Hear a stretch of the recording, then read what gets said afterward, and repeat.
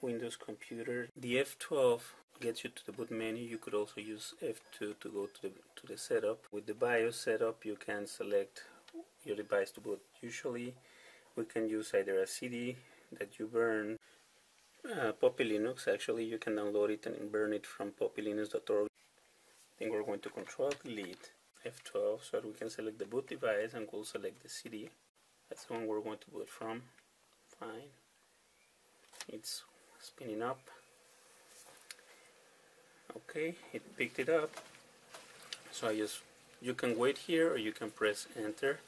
It will eventually load Poppy Linux 5.4.3, which is this version. That you can later on remove the CD, or you can remove the USB flash drive and replace it with the device that you are going to back up onto. For a computer not to boot, you could have a hard drive that's not working, and the hard drive could have faulty circuitry or a faulty surface, or you could have a bad hard drive controller, or what we're going to focus on is a corrupted hard drive or a virus on the hard drive, so that you can recover your computer, or your data should I say, and then you can reinstall fresh. Okay, it now booted, and I can now safely remove the CD. You have, this is the hard drive 1, this is the hard drive 2, or it could even be a partition, like in this case. This is 100 megs, that's a virtual memory that Windows uses.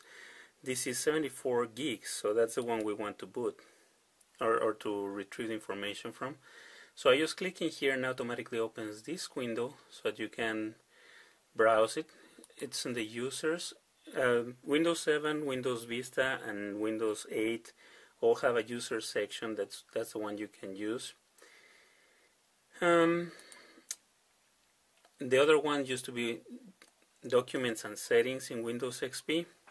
You can still go there, and in Windows XP it would be My Documents. In this case is just Documents, and you can select, like for instance, Labor Museum, and you can, if you can see, you can even open the documents that were created in Windows, so that you can see if that's what you want, in case it's somebody that, like your son or whatever, or else you can just highlight them and drag and drop in when we have the other device online.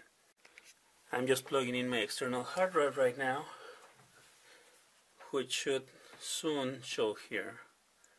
And I think it's showing an SDC one. It's recognizing an external unit. So what we can do is we can create a folder here. Let's say new directory, and then we type like backup crashed or infected or whatever you want to call it. You can click in it. It already signaled that that's the one we have. We can disregard or dismiss this window, that's not a problem. We can dismiss it. We're not connecting to the internet, even though it would allow you to connect to the internet. Even though you may not have a hard drive running, you would still be able to use Full Graphical to go into the internet. Let's drag and drop, and then you can say move, copy. In this case, I would advise you to use move if you're going to wipe the hard drive immediately. In this case, I'll just use copy. It does that. Okay, we're going to back up these pictures, and then we can copy them. Then we can move on to all. You can start drag and dropping anything you want. User, in this case we're still in user, so we can go back up one more where we have all the users here, and then we can select another one. And let's say you're done with that. All you have to do is close these windows. Then you click on the red X's to dismount the hard drives.